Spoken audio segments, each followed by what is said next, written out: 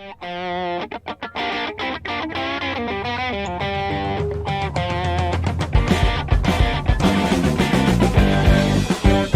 everybody. Welcome to TraderMerlin Show. It is your Tuesday edition. Is it Tuesday? It is Tuesday. Tuesday edition. We're going to talk really longer-term perspective stuff and focus on portfolio, the right way to diversify portfolios today. It's been a question that's come in a little bit over the past couple of weeks. I thought, you know what? Let's touch on that. We'll also talk about these markets. And yes, for many of you, TradeStation is glitchy today, but so is Thinkorswim. A lot of times these platforms go through issues on real high-volume days, conveniently right as we hit all-time highs. So we'll talk about that a little bit later on.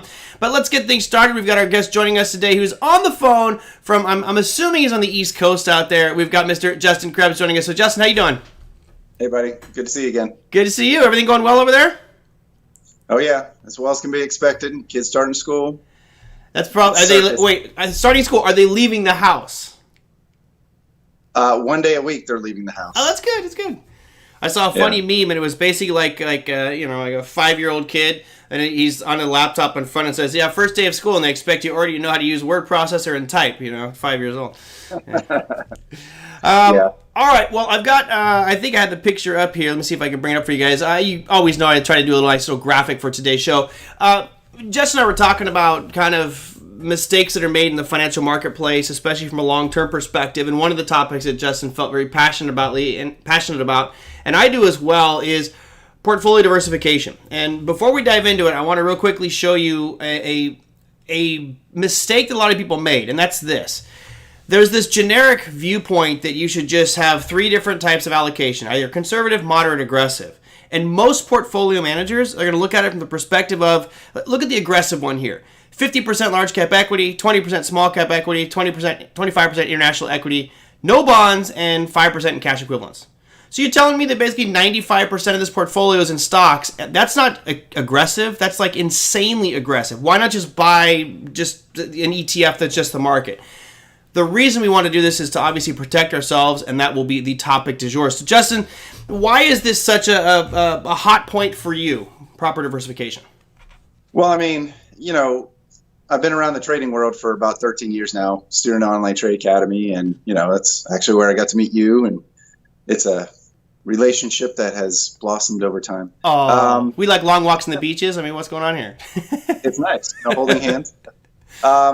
But the thing of it is that you're taught as a trader to obviously manage your risk, right? And then when you start to get out in the world, where you start to help your relatives and help your family members and help your friends, and you start to take a look at their portfolios and stuff like that, and you start to realize, holy crap, all that's got to happen is a correction, a small correction, a medium-sized correction, and they're down. Most of their portfolio is down. I was working with one of my relatives. He has quite a bit of money, but his broker, his advisor, an advisor here, who's supposed to have a fiduciary relationship for him, had him of 97% of his portfolio long the stock market. Mm-hmm. And I'm thinking, I can't mention who he is, but I'm like, you got to do something about this. You got to diversify somehow, convince your advisor somehow to shift that in some way. So let's go take a step back, because I think this is the important part of this. Because at this moment in time, in this marketplace, that financial advisor would simply look at his client and go, where else do you want to be? The markets are where the gains are. Why would you diversify? You're an idiot, because I have gotten you 97% of your portfolio all in the equity markets, and look, the evidence is empirical. I am beating it. I'm doing a fantastic job for you, so shut up. The truth of the matter is, I'm sorry, I'm being a little bit, you can tell I'm never going to be a financial advisor. But the other side of this says there's something coming, and we don't know how big the next pullback will be. Who knows? We'll probably continue to set some all-time highs here before the next pullback. But that advisor is always going to, it's like a broken clock, right? It's right twice a day. And that advisor is going to look amazing in a market like this when the equity markets are the lead dog. But the second that this falls apart, now they're going to have to backpedal, and they're still not going to change their allocation. So they'll still keep it 97% equities. That's the problem. Yeah. Well, I mean, and another problem is again, sure, the market does have these periods of time where they go up, but it gives all its, it gives half its gain back and 60% of its gain back like that. Mm-hmm. And then you as the client, you as the investor, you're spending what? 3-4 years just making the money back that you've lost, that's an insanity, because then the advisor's response is, oh, well, that's what markets do. We'll just stay in the long haul. And all that becomes is literally a matter of gambling. Right. And with working with my relatives, like, where they're now at retirement age, I'm thinking, that's doing a disservice to them, because the facts are the 5 years. 5 years will dictate whether you could possibly run out of money or not. And those are the 2 years before you retire and the 3 years after you retire. Those 5 years, if you have a substantial loss in your portfolio, statistics say that you will never make that back by the time, when you need that money. Mm-hmm. That's what the stats say. So you got to protect yourself and not gamble that, oh, hey, I'm going to be okay in that situation. I was actually going to try to bring up some charts here, and maybe I'll do that for you guys just to give an idea of what I'm going to reference here. But, in that situation where you have this advisor, right, that advisor is going to pull up a chart of, let's say, I've got SPY up here, and we'll bring up a monthly chart of SPY. And you look at this, and I'll go from the lows we achieved in March 2009, because, of course, every financial advisor is going to do whatever they can to highlight the most incredible run and say, see where I got you. You're up over 400%, 405% as of today on the monthly. Of course, that is an outlier. Markets aren't always going to do that, but it's been an incredible run. The argument that, I think we need to beat back here a little bit is this. When you look at a chart like this, that guy who was invested 97% in SPY or just the market in equities most likely captured a lot of that. Certainly you take your fees out and all that stuff and you're going to be, probably closer to 300 compounding. But my argument is, I want to be somewhat protected too, because all your eggs in one basket, like that aggressive portfolio I just showed the viewers, one major correction in the equity markets and that's all gone away. How do you counter that argument with, hey guys, instead of being 97% equities, let's look at something that's going to be diversified through a wide variety of assets, and then your math at the end of it's going to show, well, you might not have got anywhere near 400%, and they're going to always want to gravitate towards that 400%. You know what I'm saying? Yeah, exactly. And that's kind of a difficult objection to overcome, right? I mean, they're looking at it, they're like, hey, I'm up, my advisor's done well. But again, there's that whole saying, don't confuse brains with a bull market. I actually have, and I'm putting together like a little annuities class, right? Mm-hmm. Because annuities are able to they're part of how a proper diversification should be. And what it shows is that if I have a chart that shows, okay, if you just invest in the stock market and ride the stock market, but then, in the last 20 years, we've had two huge corrections. We've had a 50% and a 58% correction in the market. If you show a graphic of, hey, you're riding it up and then you're losing half your money, because guess what? That 400% gain, 50% loss is a huge amount of money. Mm-hmm. And now you're just rebounding. You have to have over over 100% return now in the next upcoming years just to make your money back. But when I show a graphic of, hey, here's what happens when you're just riding the stock market. Here's what happens when you make money when the market goes up, but don't lose any when it goes down, right? You almost outperform the market in most situations, given the fact that the market has that kind of volatility. You can give that kind of loss back. So let's look at the topic is proper diversification. And obviously, this is a subject that gets a little bit touchy because we can't put the blanket statement of a conservative, a moderate, or an aggressive portfolio. I think you would agree that it all needs to be tailored to each individual. We've got a wide group of viewers that watch this show on a regular basis. So what are some of the considerations that need to be made or thought about for quote-unquote proper portfolio diversification? I think number one, making sure that we have non-correlated assets, right? Not just correlated assets. Like you showed those pie charts of 50% large cap, 20% small cap, international. We're maybe diversifying against individual business risk, but we're not diversifying against systemic or systematic risk, market risk, right? So if the market goes down as a whole, everything goes down. All those assets go down. So non-correlation, right? Having markets that don't necessarily move in the same direction, like maybe a mix of, say, stocks, historically maybe bonds, having things like metals and gold, commodities, even REITs, real estate investments, stuff of that nature. I think that's number one, a very healthy way to start constructing a portfolio that has potential to be a very solid gainer, but also has the potential that in any given market goes down, you're still protected, right? You're still protected because of the lack of correlation between those markets. Mm-hmm. And then number two, I also think being smart about how you allocate the money. I would agree that we want to have an allocation in stocks, right? When it's going up, you definitely want to have money in stocks. But as we go higher and higher and higher, I think the allocation should start to get less and less and less and less, right? Mm-hmm. Because again, the philosophy is buy low, sell high.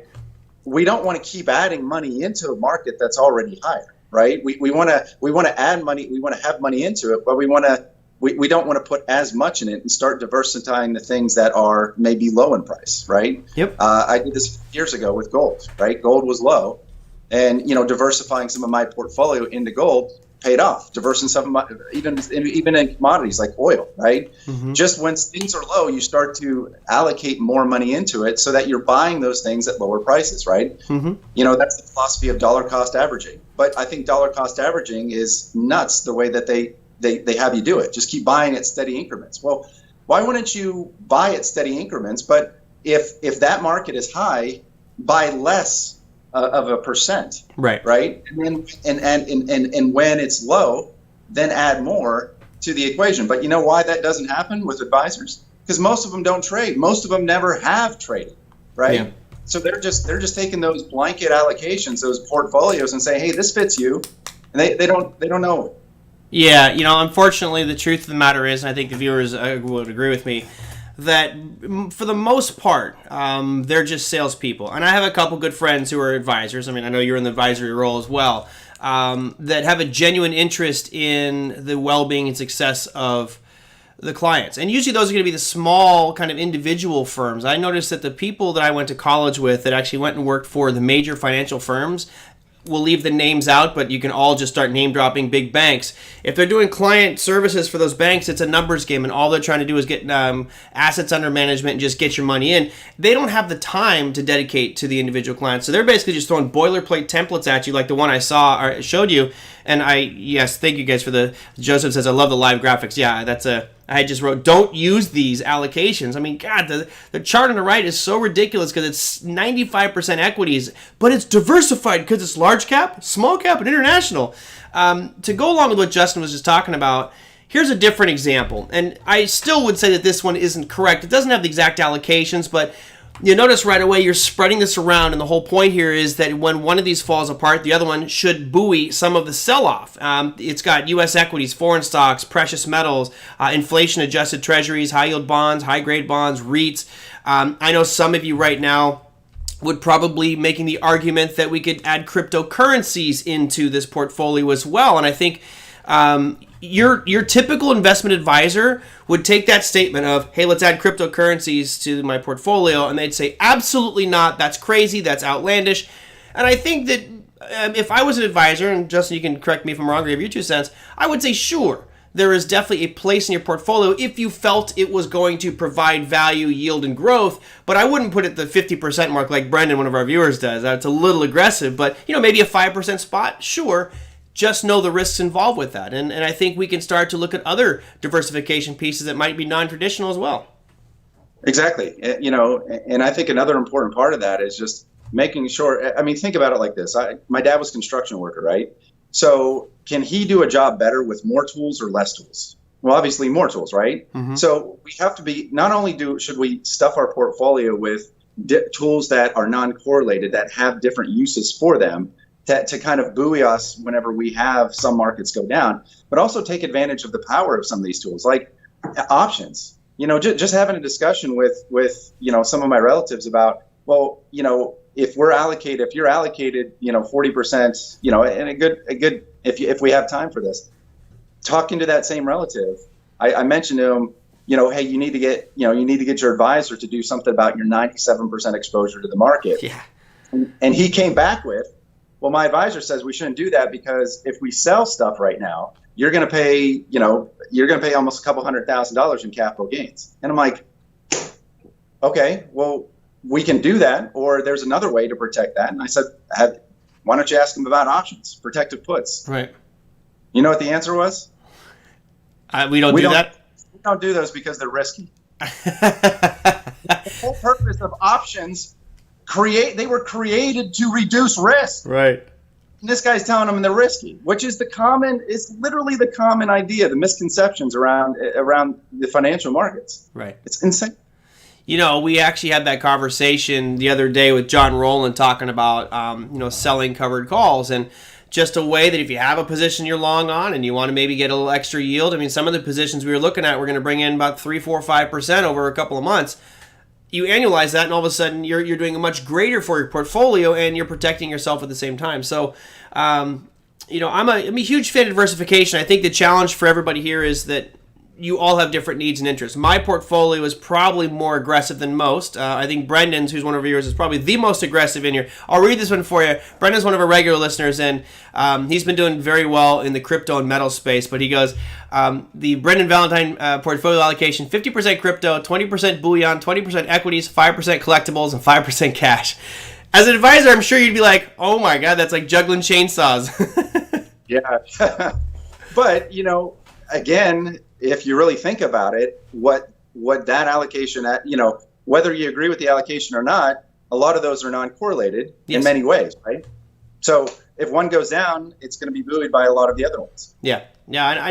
I think the 50% exposure to cryptos is risky because, there's still the question out there that industry does flourish. I am the believer that it will in the long run. But, all right, so we got a couple different things. Number one is obviously making sure you have true diversification, meaning you have non-correlated assets in there.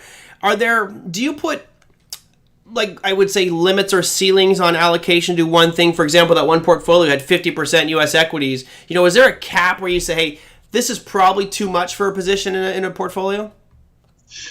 I mean, I don't really have a cap. For me, if you have a certain allocation, and let's say the market tanks again, and I'm able to get a client into some stocks or large cap stocks at the bottom, right? Mm-hmm. Well, I think that allocation, we start piling into it, and as the market rallies, as the trend is continuing very strong, we want to maintain a decent percentage of that. Do I have a cap though? No, I mean, I think there should be a balance. Anything over 50% of a portfolio is a bit risky, especially if you can't handle that risk, if you're in a position not to be able to handle that risk. But no, I think it's a balance. I think it's truly a balance depending on where those markets are. And of course, reading the long-term trends and the price values of it. Yeah, I don't either, guys. It was just kind of see what your perspective is on it. I don't think that there should be a cap, but I agree with you. I think that once you get above 50%, you're defeating part of the purpose of diversification.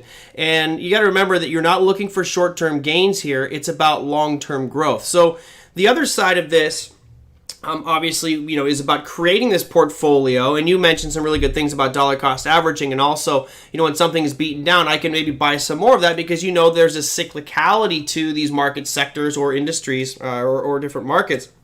What's your take on the market timing component of this? Because this has been on the previous show I did, Power Trading Radio, we had one individual who was like, I don't care what the hell you say, I'm buying every dip. The markets will always go up forever and always. And we know when we take a step back and look at the 1,000-year picture, they will be correct. It will move up over time because of the way that these indexes are constructed. But, when you look at what happened in 2000, right? We went from 2000 to 2003, sold off 50+%.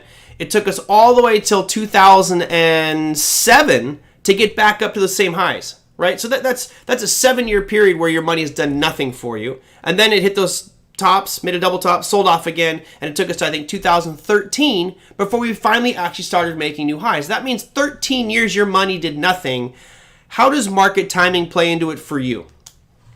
I mean, I think it's obviously huge. I can come back with an equally effective argument and say you're not going to live 1,000 years. So why are people not making sure that, name anything in life that you would not try to attempt to get a better price at, and name anything in life that it got too high, you'd be like, it probably is time to sell this thing. Mm-hmm. There's nothing, but people's ignorance of the market and their fear of the market keeps them complacent and keeps them justifying sticking their money in the market. But the actual figures of the market now, I mean, if you look at the S&P over its as many years as you can go, the annualized rate of return is somewhere around 10%.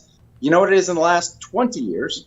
Less than 4% annualized rate of return on the S&P. Wow. You know, and the reason for that is because we've had two major market crashes within those periods of time. Even though we've had the longest bull run in history, you know, in that period of time, we've also had huge economic crashes. And again, a 50% decline in market price is what, 10 years? Is almost 10 years worth of 10% gains, right? So it doesn't make any sense to not keep an eye on timing the market. Yeah. It doesn't make any sense what to do. If you're going to ignore timing the market, then you need to have assets that are impervious to falls and declines, which, there are none. So, well, we could build something. I guess we can't really say that. I think next week we'll talk about annuities, because there are some ways that, and I know we have a lot of different questions about annuities. So I think next week we'll do like a basic what you need to know about annuities show with Justin.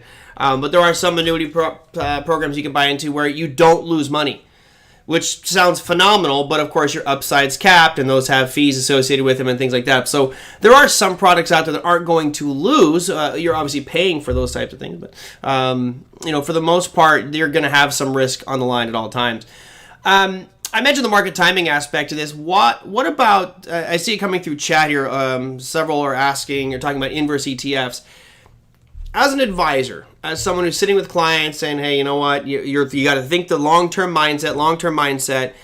I love what you said about these markets having sell-offs, and yes, we have to position ourselves so that we don't take the full brunt of that market sell-off. Where does inverse ETFs, does that even come across your radar? Because I know that most investors, investment advisors are going to go, you should never do that. You should always have the long approach for a long-term portfolio. What's your stance there? I mean, I would think for most advisors, they are correct because, again, they're not really market timers. But I like the use of inverse ETFs. I mean, honestly, if we're going to allocate money into a non-correlated asset, is there any more non-correlated asset than an inverse ETF? So that replaces the ability to short. So inverse ETFs, or again, you can play the VIX.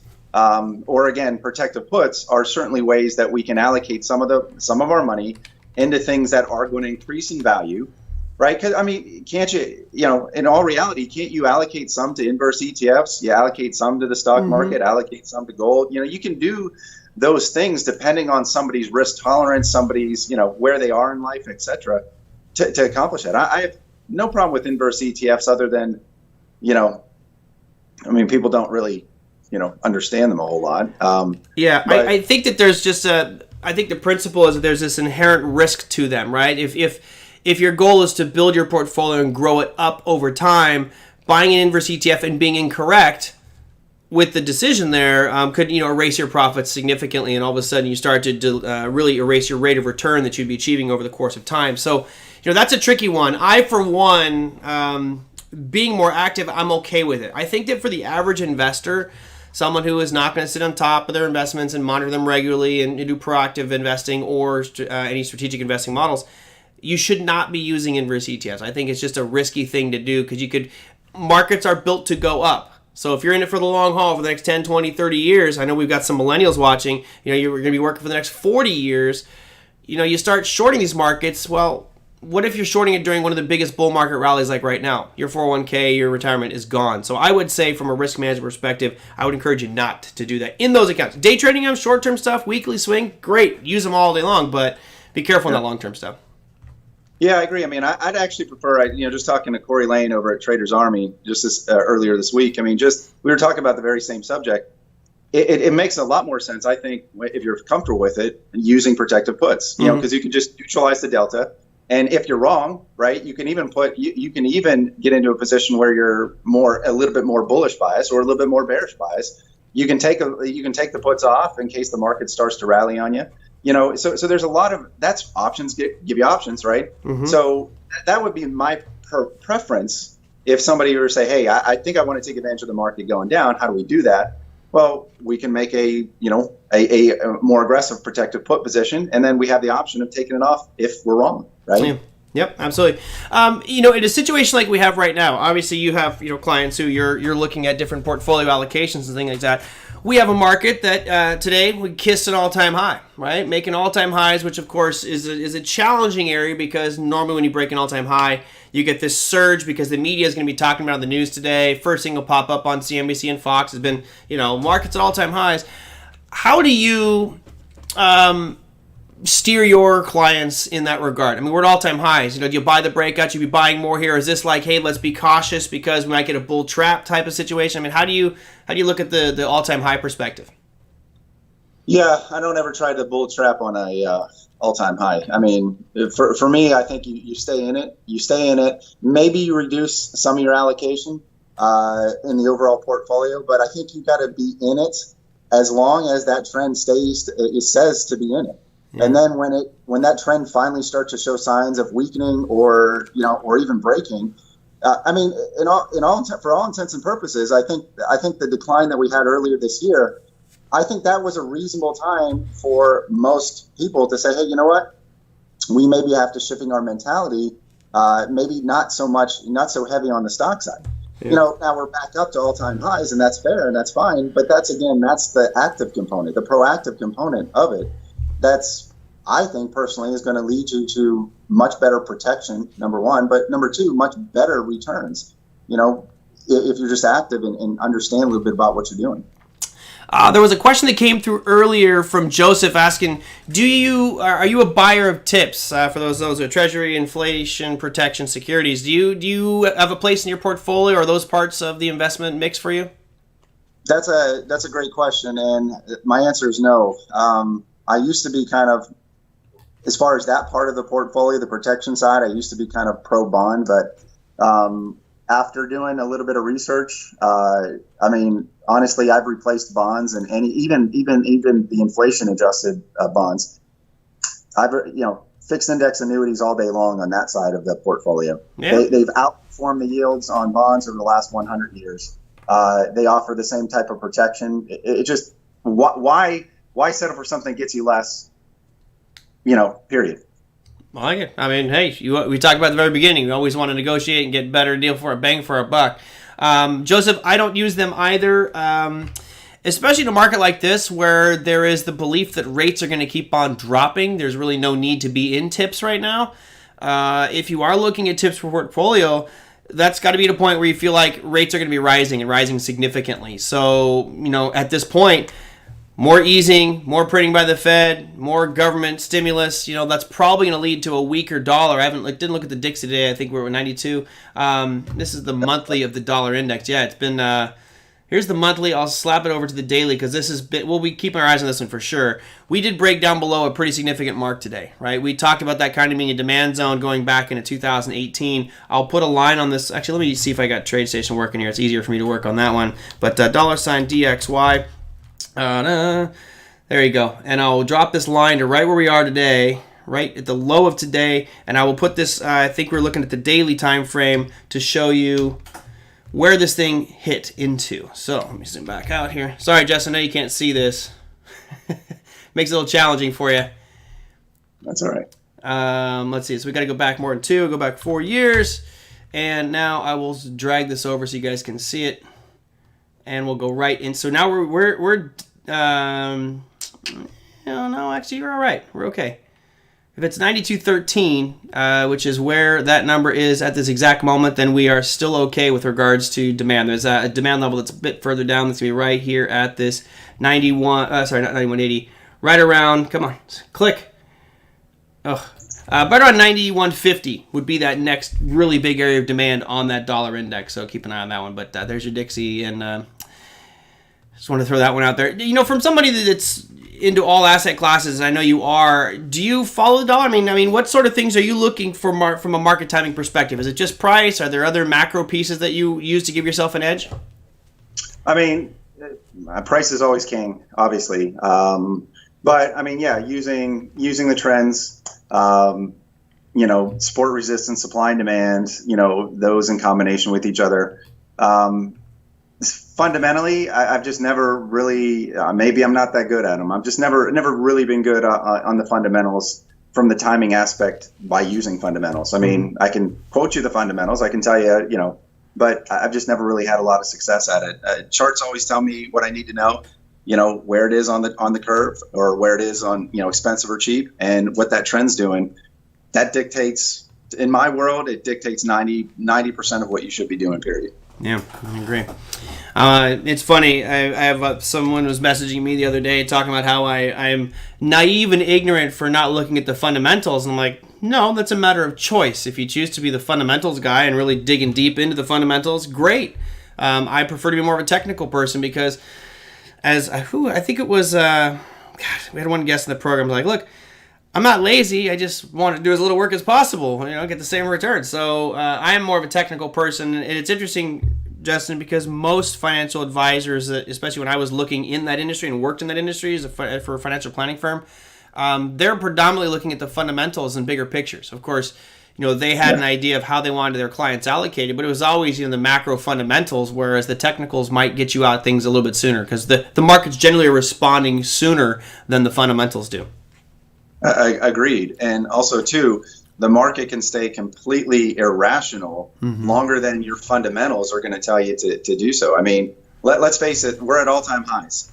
I would have a very hard time rationalizing all-time highs with what we have. Yeah. But how do you rationalize it fundamentally? How do you? I mean, it's just insane to think that there's any real rationalization behind it. The fact is, price is higher. Bottom line, you got to deal with it. Yeah. It's funny. I don't want to share it today. The chart of the week, on Saturdays, I usually put together a little video called the chart of the week.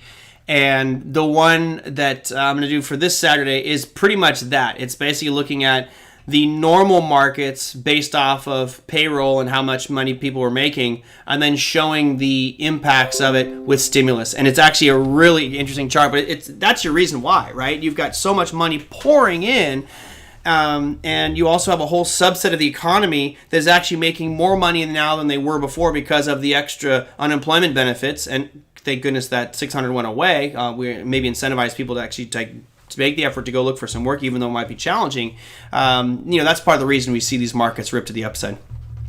Yeah. Have you ever, I don't know this one. This is a question that came through from one of the viewers, the danger of asking live questions on air. Mike says, are you familiar with it? If any of you are familiar with it, any thoughts on the JP Morgan Mosaic Index type of funds? Do you know what those are? Oh yeah, I mean, actually, I recognize those from some of the fixed index annuities. I mean, yeah, they're fine. I mean, a fund is a fund. They have a particular niche that they fit. But again, I mean, they're all susceptible to the market risk. There's no fund out there. I mean, you got the S&P Mark V, which is a great index. You got the Morningstar Barclays 7% index. That's good. You got the Mosaic. Those are all really fantastic indexes, but they all do basically the same thing. But they're not. They still have risk when the market goes down, period. Yep. You just got a TradeStation error window popped up right in your face. That was kind of interesting. I gotta love my computer. I'm running all these programs in TradeStation. Had a little bit of a glitch there. All right, so we talk about proper portfolio diversification, guys. I think number one that Justin pointed out, which I think is critical, is looking for non-correlated assets. So many of you might have this problem and you don't even know it. I know that most of the viewers right now, you are astute enough. You've been watching this program long enough. You know what to look for. But for those of you just starting out, I would encourage you to log into your company-sponsored 401k plan or your IRAs and just make a list of what you're holding. My guess is you're probably way overweighted in equities. You're like, well, I have large caps, small caps, and growth stocks. It's all stocks. You need something that's not correlated, right? Get some gold in there. Get some real estate. Get some different bond mixes. And it's you can't make the statement that, hey, just buy bonds. That's going to help you. There needs to be the right selection of investments, and that's where it becomes a little bit challenging to fit what works for you. Now, Justin, you went off and you've done your own thing now. You've got the proactiveinvestor.com, right? That's your new gig? Yep. Congrats. Yes, I have. Thank you. How's it going? It's going great. I mean, it's got its challenges. I think the same thing that we notice in the whole trading world, you notice obviously in the investing world. It's just, people get this mindset and they're very hard to shake out of their mindset, whether it's good for them or not. Change is a very tough thing for most folks. So, I encounter that all the time. People say you can't time the market. I'm like, yeah, maybe you can. I have some track record to prove it. But, or they'll say, they'll tell me flat out something about, I heard this about an annuity. I'm like, well, that's not even true. Here's the facts. And even when you present the facts, it's the same struggles, what I mean? But I think it's good because I think my skill set, what I have, has been, it's a good thing for helping the people that I actually, number one, I actually care about. Yeah. And two, people that actually want to use my advice and get my help. Having that skill set is I feel good about it. You know what I mean? I just feel good about being able to help people the right way. Yeah, guys, I've worked with Justin for many years on the Trading Academy, and he is one of those guys who's just a sponge of for information and just always just a good stand-up guy. So glad to, yeah. Someone's saying you need to put a wig on, by the way. They said you had a wig. Throw that wig back on. You mean the Dwight Traderman? Yeah, Dwight. Who is that guy? He reminds me of somebody. I don't know.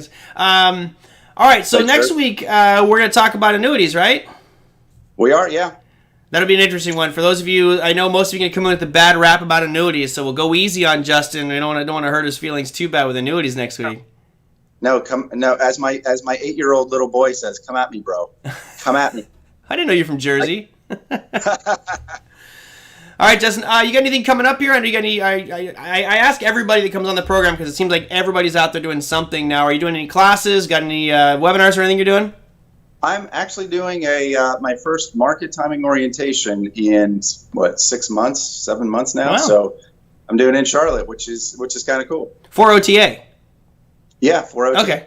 I was gonna say that's pretty bold. You're out using the same terminology. I'm doing a market timing orientation. Like, I hope that's with OTA. Awesome. Well, guys, if you want to know more from Justin, you can actually go to his website. It's theproactiveinvestor.com to get more information. He can get you all the info you need to know and maybe some more insights as to managing your personal finances and not your personal finances, but longer-term portfolios and see how you might be misappropriating your investments in your retirement account. So, Justin, thank you so much for coming on the program. I do appreciate it. I'm looking forward to the annuity one. I'm gonna have a whole list of stuff here. I might even wear some boxing gloves so you and I can just go at it. Sounds good, man. I got some graphics for you. So you do. Perfect. Yeah. All right, buddy. Well, thank you so much. Hope you have a great day out there. Thanks for coming on today. Appreciate it. Hey, I appreciate being on you. Thank you. Take care. Bye.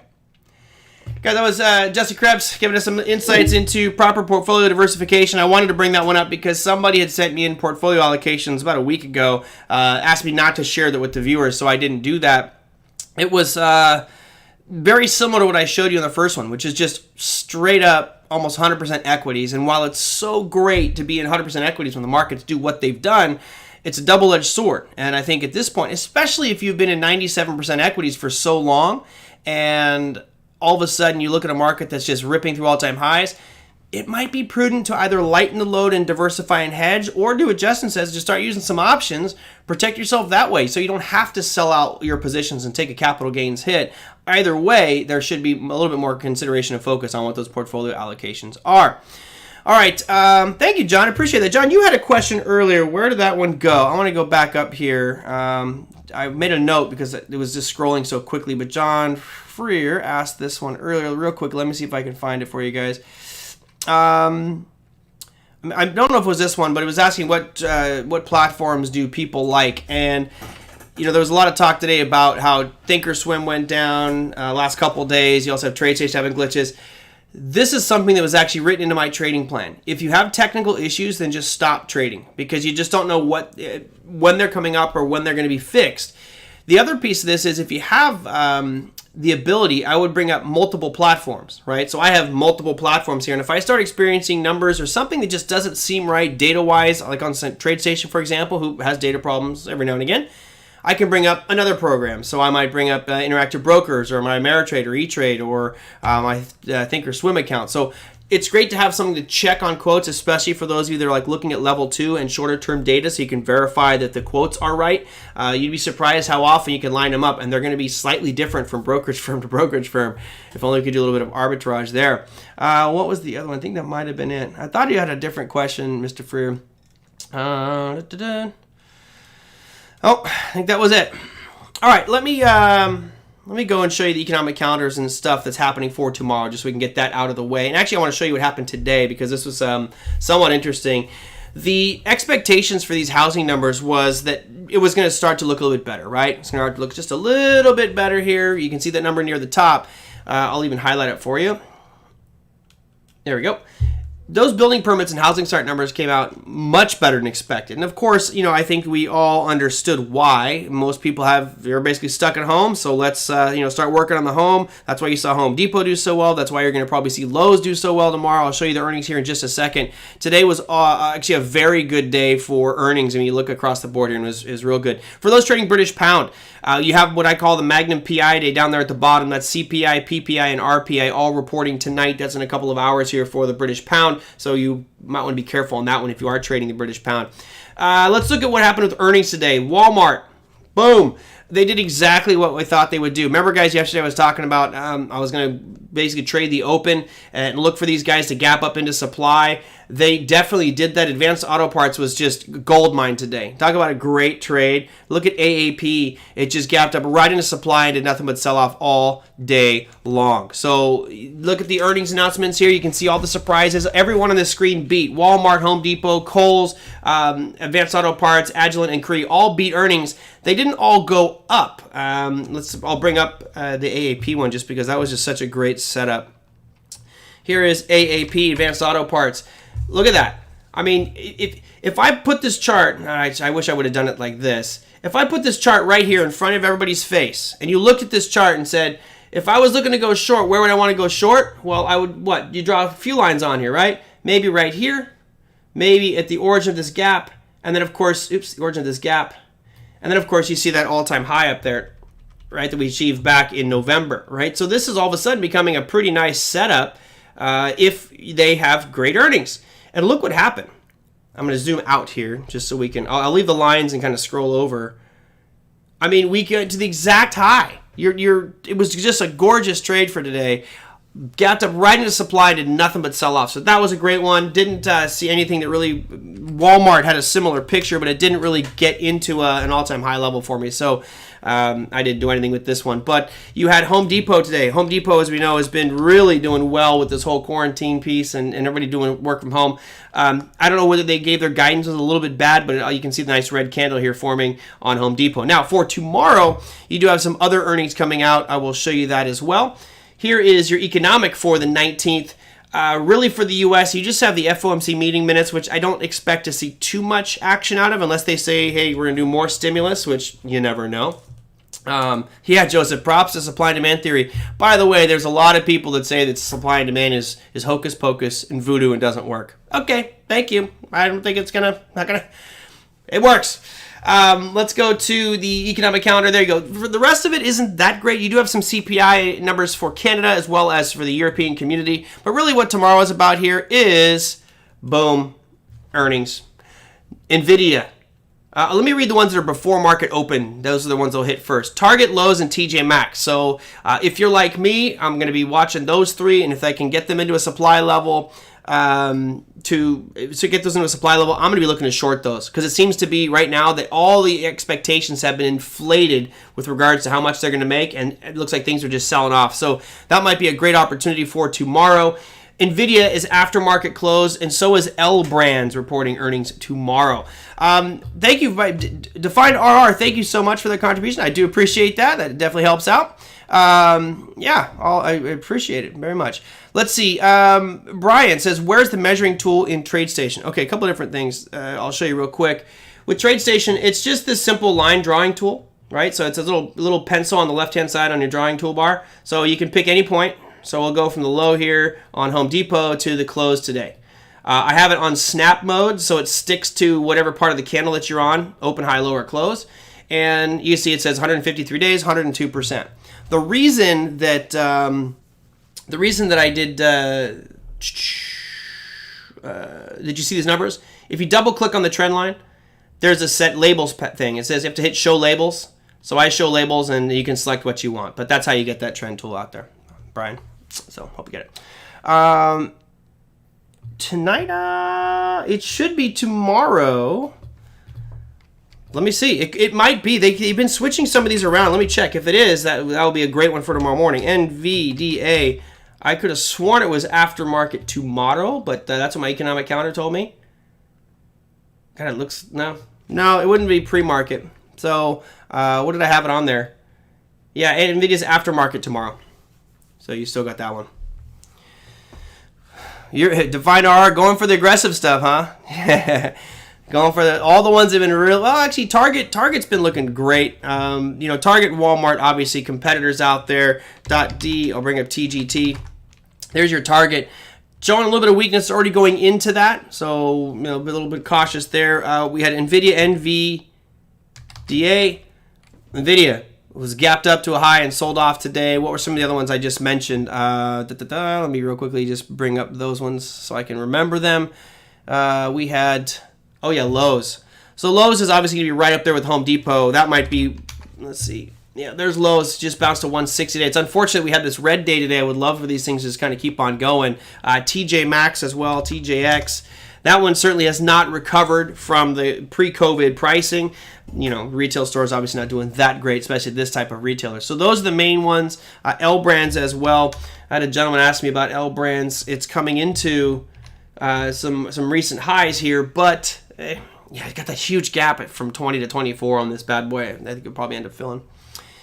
Yeah, Mike, thank you for that. Yeah, it is aftermarket close tomorrow. So we'll talk about that one as the show progresses for tomorrow. All right, guys, that will do it for me. Tomorrow, what do I got? I think we got David Warner tomorrow. You guys love his quarters theory. We'll talk about Forex markets. I know he's got a signature series going on as well. If you guys have comments and questions, you can put those down below the YouTube video. Of course, click the like button if you like today's show. Always appreciate that. If you're new, because I do see some new names out there, hit that subscribe button so you're notified when I post and do these shows. Of course, we do them every day, Monday through Friday at 2 p.m. Pacific. Retail that is not strong and e-commerce are at risk. Yes, exactly. So your J.C. Penney's reports, I think, on Thursday. You've got Kohl's. Those types of stores are really in trouble. But now they're back open, so things are getting a little better. Hopefully it'll all get back to normal soon, and then you'll really see this market just rip.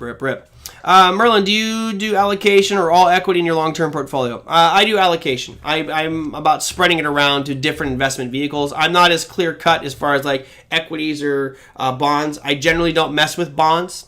That's just me because I'm more on top of the investments. So when you look at the long-term investment perspective that Justin was talking about today, a lot of that is people who don't want to manage their money. Right? They just want to just tell me what to do with it, or you just do it and I'll just let it sit there. For those guys, yes, it's important to have a mix of bonds. I'm much more aggressive and much more reactive to market movements than 99.9% of the people out there in the investment world. So I'm not into bonds. I'm not worried about the risk there because I'm handling that risk instantly by making adjustments when I see need fit. So I'm not overly worried about that. So nope, I don't do the typical allocation that you do, but I certainly recommend it for anybody who can't be as active as I am or some others of you are. All right, guys, that'll do it. Thank you guys so much for the questions. I do appreciate that. Hope you have a fantastic evening. I'll see you tomorrow with David Warner talking about currencies. If you got something you want us to talk about, send it in, TraderMerlin.com. We'll see you guys tomorrow. Take care.